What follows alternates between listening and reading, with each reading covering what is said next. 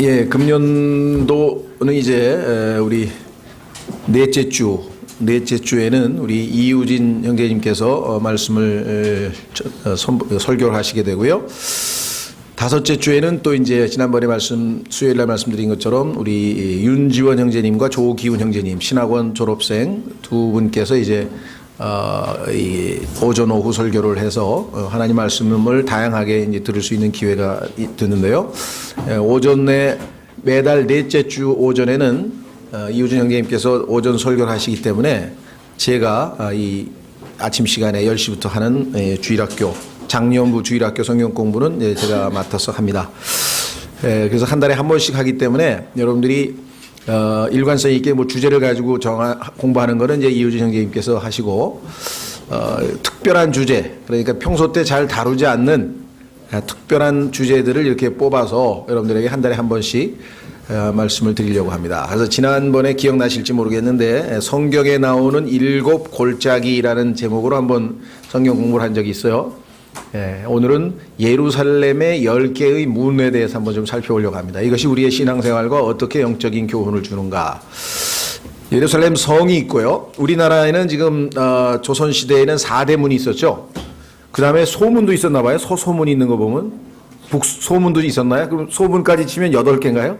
대문이 있고 소문이 있으면 하여간 저는 정확하게 우리나라의 서울의 성곽에 대해서 좀 무지해서 잘은 모르겠습니다만 하여간 4대문인 있는 건 알고요. 그 다음에 뭐 소문이 있다면 8개 정도 될 텐데 예루살렘에는 성문이 10개가 있습니다. 근데 이 10개의 성문의 이름이 희한해요. 재밌어요. 그 중에는 번역은 거름문이라고 번역한 게 거름. 근데 사실은 이게 영어로 그냥 똥이에요. 똥문이에요. 영어로 덩이에요. 덩.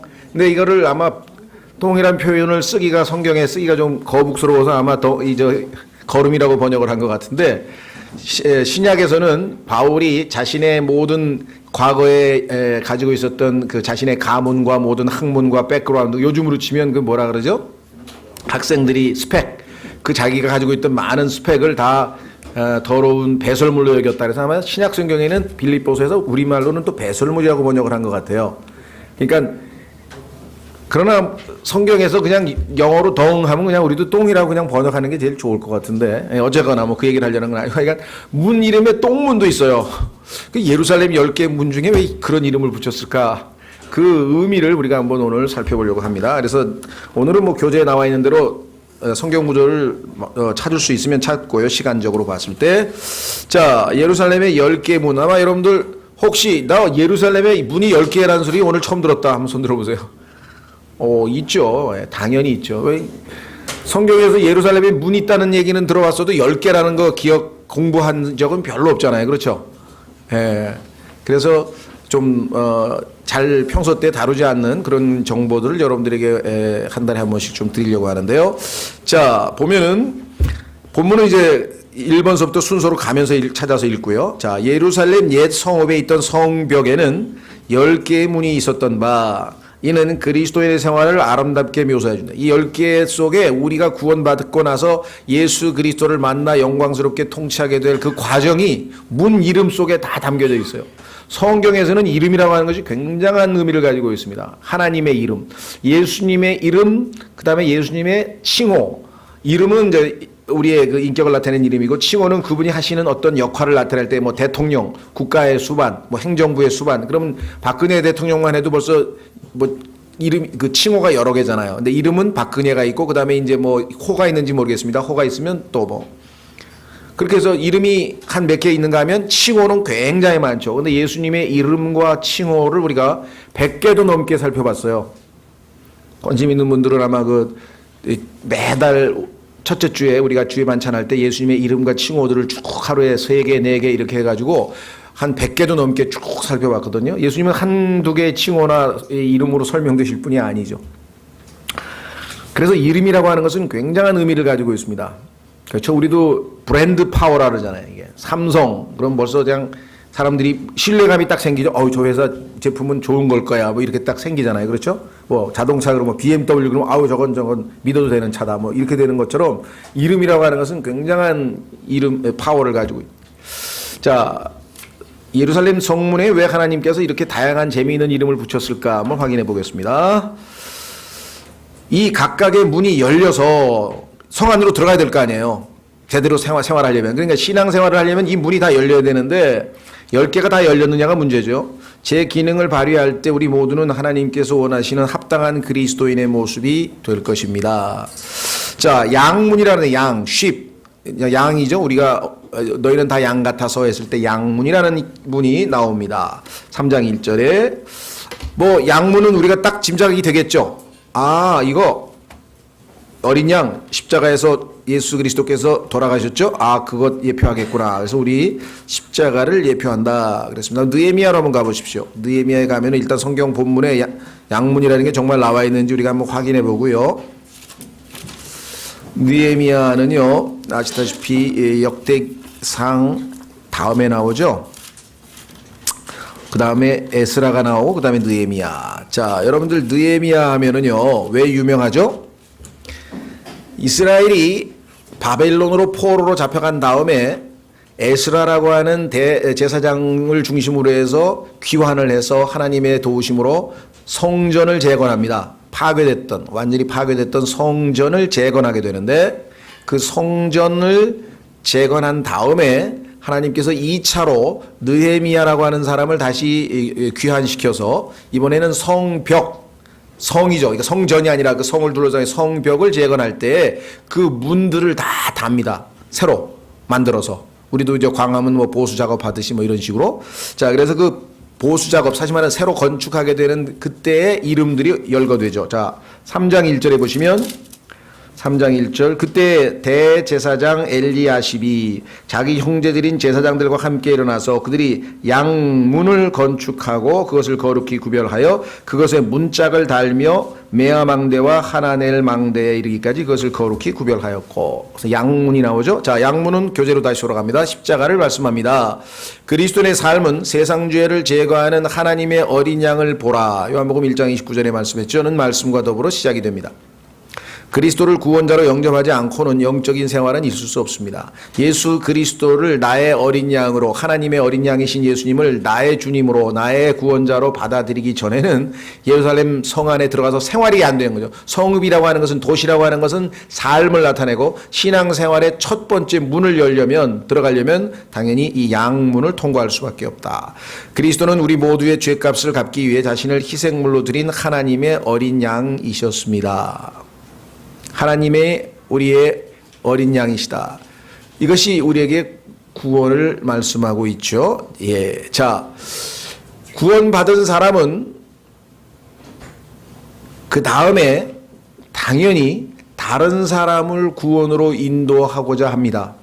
그렇죠? 내가 구원을 받고 보니까 그 구원이 얼마나 소중한 것인지를 알게 되는 것이죠. 그래서 빨리 다른 사람들도 구원에 초청해야 되겠다. 그래서 뭐 책자를 사주기도 하고 교회를 한번 와보라고 하기도 하고 예수님을 믿으라고 직접 전도하기도 하고 아니면 뭐 누구를 소개해서 한번 우리 복음 잘 전하시는 분을 한번 소개하기도 하고 다양한 형태로 어떤 방법으로든지 하여간 이 구원의 소식을 알리고 예수 그리스도를 소개하려고 하는 것이 우리의 구원받은 사람의 당연한 결과겠죠. 자, 그래서 두 번째 문은 물고기 문입니다.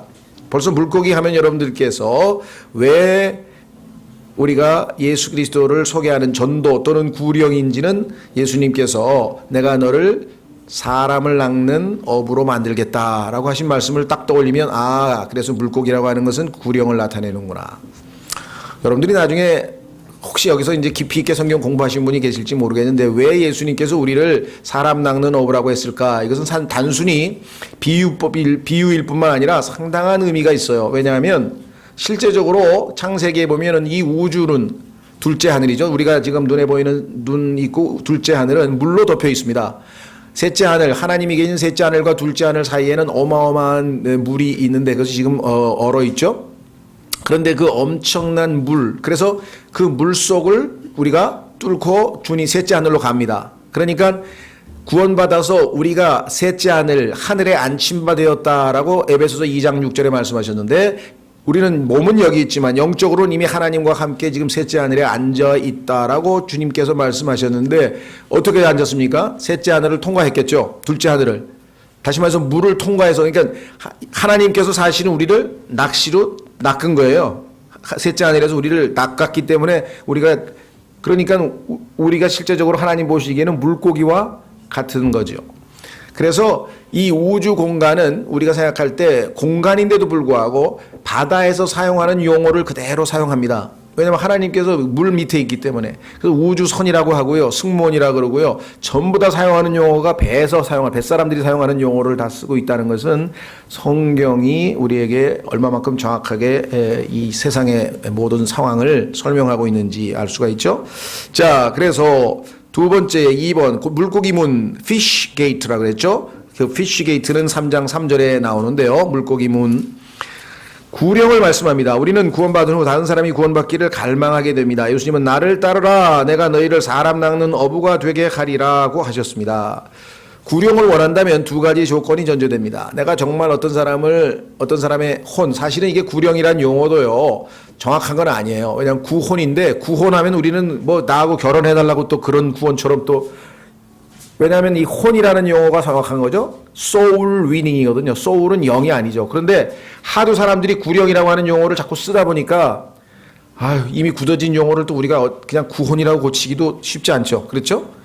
지난번에 천국을 하늘로 고치는 것도 쉽지 않고 이미 하나님의 말씀을 왜곡시켜 놨기 때문에 이것을 바로 고친다는 것은 보통 어려운 일이 아닙니다. 그래서 그냥 구령이란 용어를 이제껏 쓰기 때문에 할 수 없이 쓰고는 있습니다만은 실제적으로 하면은 구혼이죠. soul winning이라고 성경에 써 있으니까.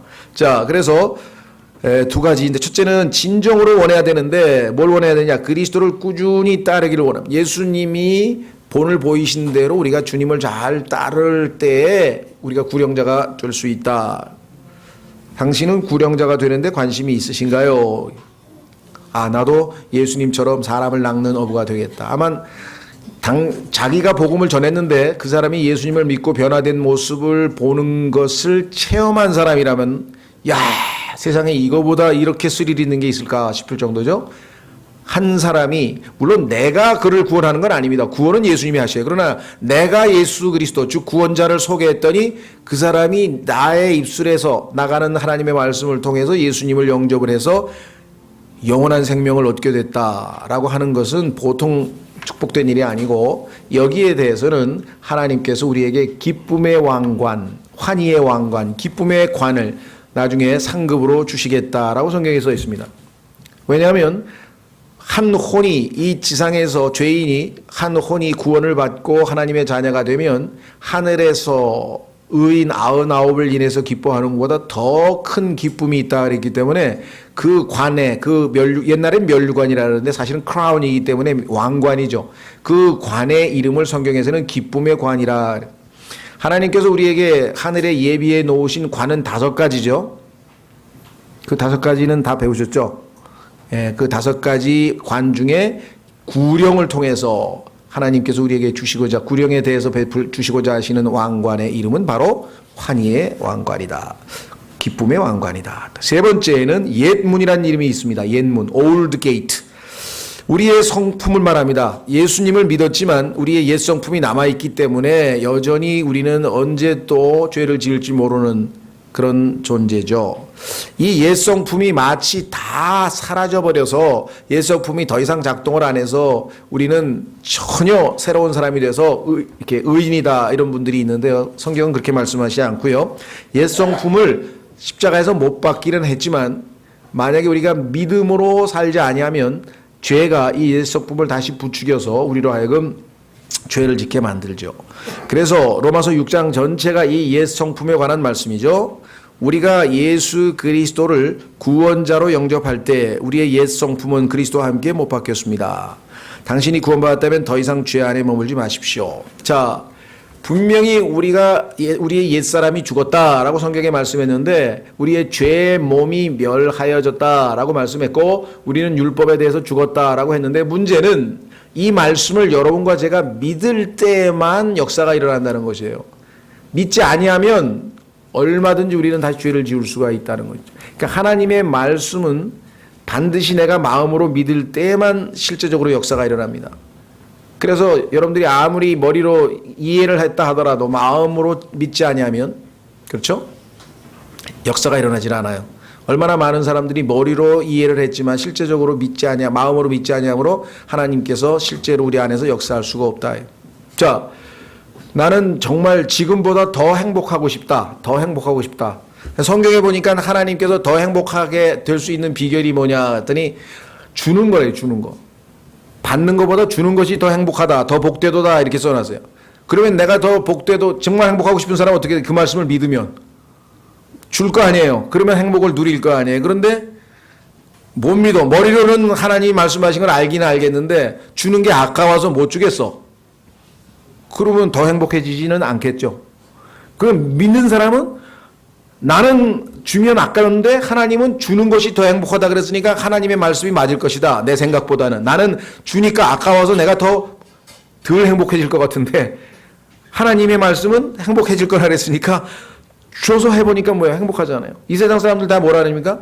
그냥 돈 모으고 뭐 했을 때는 그렇게 행복을 못 느끼다가 자기가 가가지고 자기의 시간을 주었어. 다른 사람한테. 양로원에 가서 2시간 봉사했더니 그렇게 기쁠 수가 없대. 공항원에 가서 애기 뭐 목욕 좀 시켰는데 그렇게 기쁠 수가 없대. 그렇죠. 누군가가 줬는데 그건 그리스도인에게만 적용되는 법칙이 아니에요. 하나님께서 인간을 만드셨기 때문에 인간은 줄 때 하나님 더 행복하게끔 만들어진 우리 인간은 그렇게 돼 있어요. 근데 그 말을 믿으면 주겠지만, 그렇죠? 안 믿으면 못 준다 이 말이죠. 예. 자, 그래서 네 번째, 여기 성경 구절은 여러분들이 꼭 한번 찾아보시면 좋겠어요. 이 시간 40분 만에 우리가 다 해야 되기 때문에 여기 나와 있는 것이 다 우리의 옛 성품에 관한 것입니다. 네 번째는 골짜기문. 자, 지난번에 성경에 나오는 7 골짜기에 대해서 공부할 때 그 골짜기는 고난과 어려움을 예표하고 있다 그랬는데 당연하죠. 그리스도인은 구원받은 다음에 골짜기 문을 열어야 됩니다. 그건 뭐냐? 고난 혹은 시련을 말씀합니다.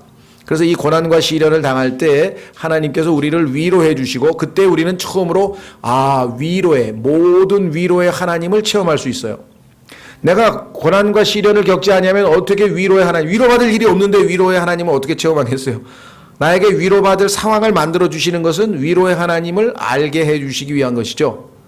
그런 영적인 감각에 있는 사람은 고난을 바라볼 때 위로의 하나님을 체험할 수 있는, 배울 수 있는, 알아갈 수 있는 기회로 생각하지, 너무 힘들다. 그쪽을 생각 안 한다는 것이죠. 그게 영적인 우리의 통찰력이죠.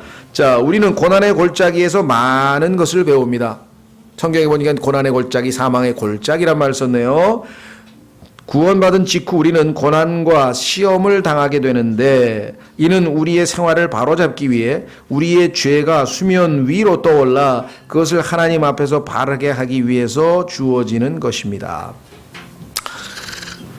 우리가 속에 담겨져 있는 우리의 죄가 때로는 하나님의 은혜 가운데 평안하게 안정되어 있다가 우리가 시험을 당하거나 우리가 어려움을 당하게 되면 우리의 인내의 한계로 인해서 이 속에 있던 죄가 바깥으로 튀쳐나오게 돼요. 그렇게 되면 우리는 하나님 앞에 다시 겸손해질 수밖에 없죠. 그렇죠? 하나님 앞에 잘못을 저지르고 죄를 지르고 떳떳하게 할 사람은 없단 말이에요. 뭔가. 그래서 항상 하나님께서는 완급을 조절하시는 분이에요. 우리가 너무나 교만하다 싶으면은 우리로 하여금 때로는 잘못을 저지도록 또는 죄를 저지도록 내버려 두시는 거죠. 죄는 우리가 짓지만 막지를 않으시고 내버려 두실 때도 있어요. 그걸 허락하시는 뜻이라 그래요.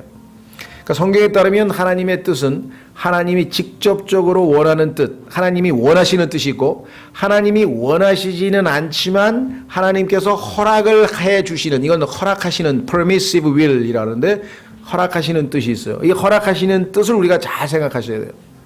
자, 하나님께서는 sadist가 아니에요. 사람을 괴롭히고서 즐거움을, 쾌락을 느끼시는 분이 아닌데 성경에 따르면 어떻게 되어 있습니까? 예수 그리스도께서 자신의 아들이 고난당하는 것을 기뻐하셨다고 성경에 써 있다. 이사야서 53장에. 아니 어떻게 아들이 고통을 당하는데 기뻐하실 수가 있어요?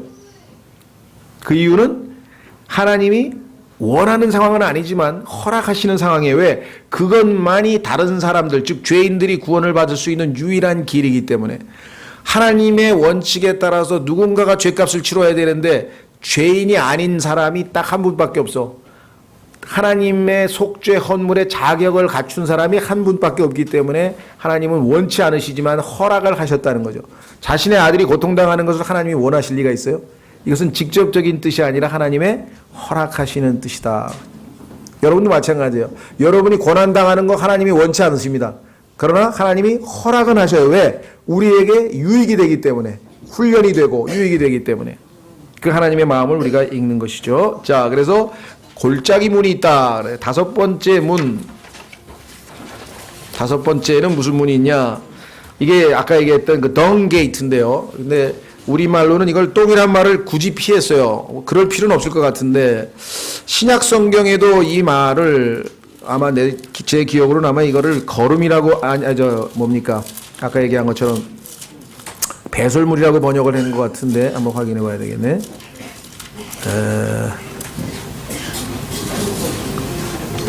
배설물. 구약 성경에는 거름이라고 번역을 했고 신약 성경에는 배설물이라고 번역을 했는데 사실은 영어로는 그냥 덩이에요. 근데 우리말하고도 좀 비슷하죠. 덩이나 똥이나. 하여간 그래서 이 모든 쓰레기 같은 것들은 다 육신의 일들을 얘기합니다. 다 내던져야 돼요. 자, 그런데 조심하십시오. 우리의 육신은 여러분과 제가 가지고 있는 과거의 육신은 좋은 육신이 있어요. 다시 말하면 나쁜 육신은 성질내고, 그죠? 짜증내고, 게으르고, 온갖 종류의 누가 봐도 나쁜 육신이 있는가 하면 상당히 그럴싸한 좋은 육신들도 있어요. 그런데 이것들도 다 배설물로 여기지 않으면 안 된다는 거. 이게 이제 우리가 힘들어요. 특히 그리스도인이 되기 전에 아주 좋은 측면의 육신을 많이 가지고 계신 분들이 신앙생활하기가 어려운 이유는 그것을 버리기가 쉽지 않다는 것이죠. 자기가 좋은 것으로 생각했기 때문에. 근데 바울은 그것마저도 버렸다. 한번 확인해 보겠습니다. 빌립보서 3장. 빌립보서 3장.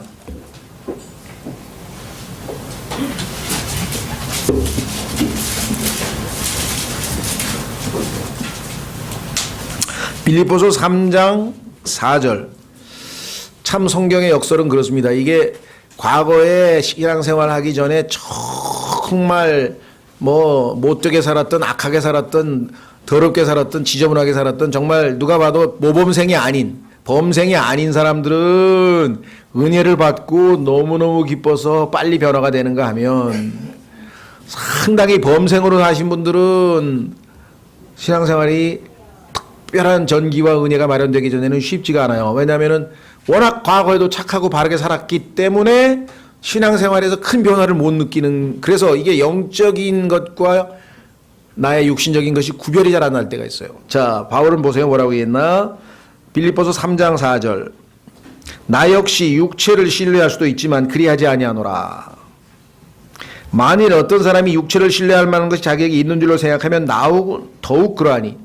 자, 인간적으로 봤을 때 나보다 모범생이 과연 있었을까라고 바울은 얘기했어요. 첫째, 5절 보면 나는 여덟째 되는 날 할례를 받았고 유대인으로 이스라엘의 줄기에 속한 자요 베냐민 지파에 속한 자요 히브리인 중에 히브리인이요 율법에 관하여는 바리새인이요 열심에 관한 교회를 핍박하였고 율법에 있는 의에 대하여는 흠이 없는 자로다. 구약의 율법을 흠이 없이 지켰다.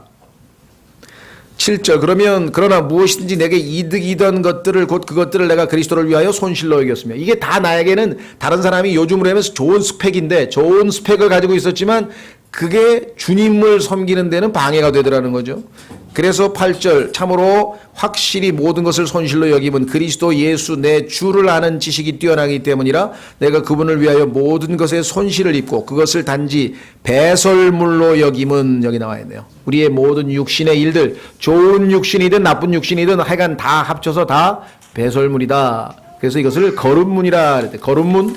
자, 그 다음에 6번째, 5번째 보면은요, 거기 교재에는 뭐라고 되어 있냐면 우리는 우리가 불신자 시절 사랑했던 죄를 역겨워 내다버릴 거름으로 여겨야 합니다 이랬지만요, 사실은 죄만 아니라 우리의 그럴싸한 인간적으로 봤을 때 여러 가지 좋은 점들도 주님 앞에서는 일단 육에서 난 것은 육이요 다 버려야 된단 말이에요. 육에서 난 것은 육이라고 했죠. 자, 6번째는 샘문입니다. 샘물 아시죠? 샘물. 파운튼. 자, 파운튼 게이트는 다른 사람을 축복하자 우리를 통해 흘러갈 성령님을 말씀합니다. 요한복음 7장에서 예수 그리스도께서 우리 안에서 샘이 솟구쳐난다고 했잖아요. 저 강물이, 생수의 강이 솟구쳐난다고 그랬죠. 그렇죠? 예, 우리를 통해서 여러분에게 주신 성령님은 우리 안에서만 계신 것이 아니라 우리를 통해서 흘러 넘치는 역사가 일어나는 것이 바로 이 샘문이 의미하는 바입니다. 우리를 통해서 성령께서 흘러 넘쳐서 다른 사람들에게도 복을 가져다 주어야 하는 것이죠. 그래서 우리는 성령으로 충만하고 인도받아 성령의 열매를 맺어야 합니다. 이렇게 풍성한 신앙생활이 기다리고 있는데 양문을 통과해서 떡 예루살렘 성에 들어가더니 다른 9개의 문에는 관심이 없다. 그러면 안 되겠죠. 다른 9개의 문은 열어보지도 않고 뭐가 있는지도 모르고 이게 그런 풍성한 삶을 못 누리는 것입니다.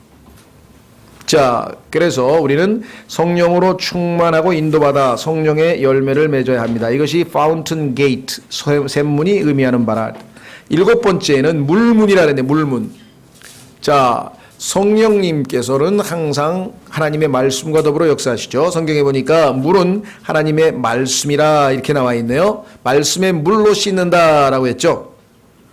당신은 하나님의 말씀으로 매일 죄악된 생각을 정결케 하여 주님께로 나아가고 계신지요? 우리의 생각과 삶을 하나님의 말씀이 통제하지 않고는 결코 승리의 삶을 살 수 없을 것입니다. 소위 말하는 구원받은 구원파 또는 복음교회의 최대 약점은 무엇인가? 그것은 바로 성막에서 들어가 가지고 번제단을 통과해서 주님의 보배로운 피로 구원받고 영원한 지옥의 형벌로부터 벗어난 다음에 그 다음에 그냥 그 근처를 어성이는, 계속 번제단을 바라보면서 내가 지옥에 갈 건데 구원받았구나 얼마나 감사하냐, 야 내가 지옥에 갈 건데 구원받았구나 얼마나 감사하냐. 1년이 가고 2년이 가고 3년이 가도 계속 거기만 빙빙 돈다 이거죠. 하나님이 원하시는 것은 이제 네가 구원받은 목적은 그 성소 안으로, 그 문 안으로 들어가서 거기에서 등잔대에서 성령의 조명을 받고 하나님의 말씀을 등잔이 비침을 받아서 하나님의 말씀과 성령으로 양육이 되고 향단에서 하나님을 향해서 기도를 해서 하나님을 기쁘시게 하기 위해서, 다시 말하면 하나님을 섬기기 위해서 구원을 받았다 그랬는데 번제단에서 계속 뱅뱅 돌고 앉아 있는 거예요. 그게 얼마나 답답하시겠어요. 그래가지고 번제단에도 돌아다니면 어떻게 되는 줄 아세요? 발에 시커멓게 그냥 발바닥에 아주 막 신발 안 신고 다니는 사람들처럼 새까맣게 되는. 그래서 성소 안으로 들어가는데 번제단과 성소 사이에 뭐가 있어요? 물이 있잖아요. 바다가 있잖아요. 큰 놋대야에 물이 가득 담겨 있어서 우리가 발에 묻은 먼지를 싹 깨끗하게 닦고 손발 깨끗하게 닦고 안으로 들어가야 돼. 그렇죠. 그래서 말씀의 물로 씻기 전에는 하나님을 결코 섬길 수가 없다 그랬어요. 여기서 물이라고 하는 것은 바로 하나님의 말씀의 물을 나타낸다 그랬습니다. 자, 그래서 당신은 매일 하나님의 말씀을 읽고 공부하고 암송하고 묵상하고 계십니까? 이게 없으니까 또 뒤를 돌아보고 다시 구원 얘기를 하고 또 뒤를 돌아보고 다시 구원 얘기를 하고 하나님의 명령을 불순종하는 것이에요. 왜? 더 이상 구원 얘기는 그만하라 그랬잖아요.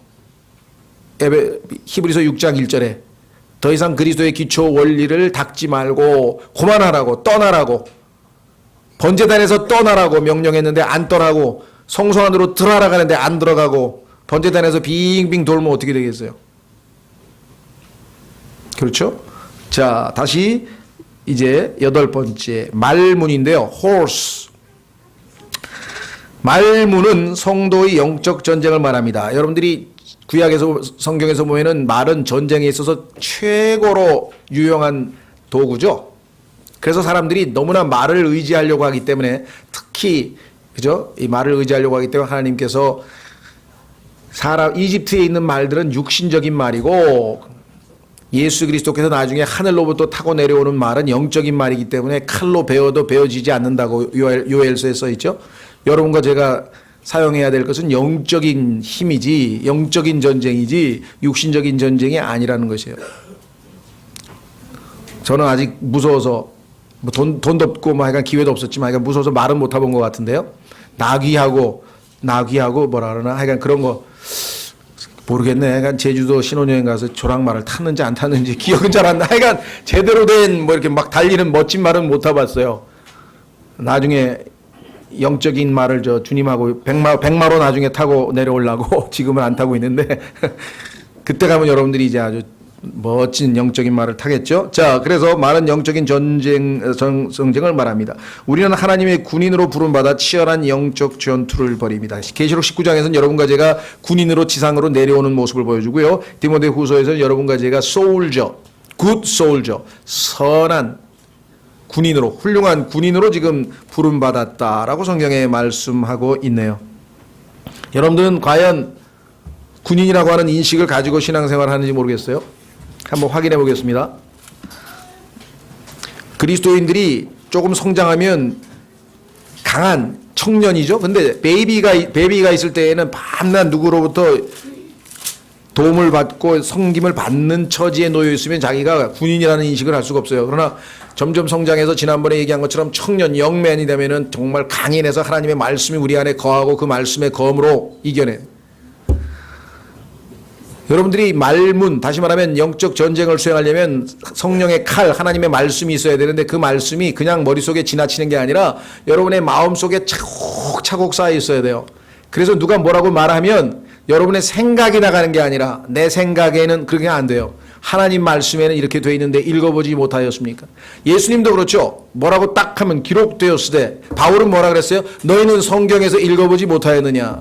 여러분에게 뭐 여성 해방에 대해서 물어보든 아니면 뭐 아동학대에 대해서 물어보든 아니면 정치의 부패에 대해서 물어보든 아니면 여성 대통령에 대해서 물어보든 아니면 태풍과 같은 자연재해에 대해서 물어보든 여러분의 의견은 아무 의미도 없고 그 잘못하면 잘못된 거짓 정보를 제공하는 것이에요. 여러분 의견을 내는 게 아니에요.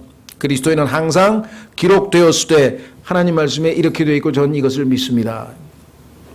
문제는 여러분이 그렇게 지금 하나님의 말씀을 여러분 안에다 쌓아두었냐가 문제죠. 여러분의 소망에 대해서 물어보는 자에게 항상 답변할 수 있도록 대비하라 그랬는데 다 대비가 돼 있는 겁니까? 아, 그거야. 저 형제님이 밤낮 성경 들여다보고 앉았으니까 형제가 하는 거지 왜 내가 하는 겁니까? 그럼 목사가 하는 거지. 성경에 그렇게 써 있나요? 물론 제가 여러분들보다 훨씬 여러분들이 나에게 시간을 많이 주고 해서 책도 많이 읽고 하지만 그거는 내가 하나님의 주신 은사를 발휘해서 가르치는 직분을 감당하기 위해서 하는 것이고 신앙생활을 위한 하나님의 말씀은 여러분들에게 손에 들려져 있잖아요. 이거 밤낮 읽을 수 있잖아요. 읽을 수 있고. 그래서 뭐에 대해서 물어보든지 여러분은 자기 생각을 제공하는 게 아니에요. 그리스도인은 항상 하나님의 말씀을 제공하는 것이에요. 뭐에 대해서 물어보든지.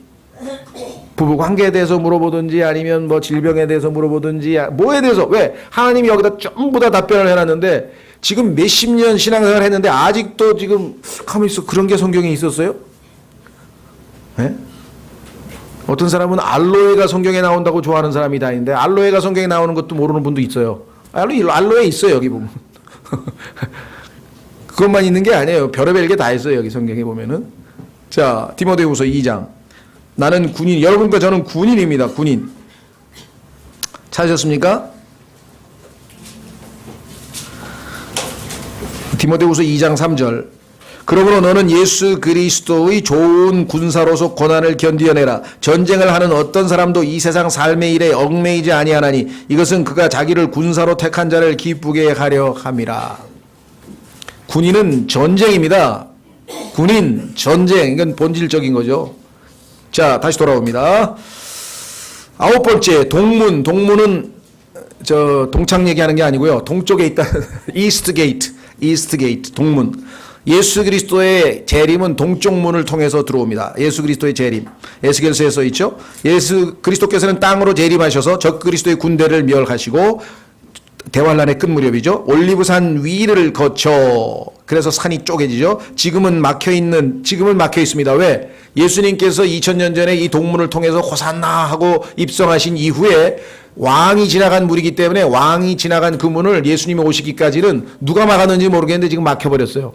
뚫지 못해요. 그 이후에 여러 전쟁 영웅들이 몇 번에 걸쳐서 뭐 나폴레옹을 포함해서 뭐 누가 이걸 뚫고 들어가 보려고 왜 자기가 예수님처럼 안 됩니다.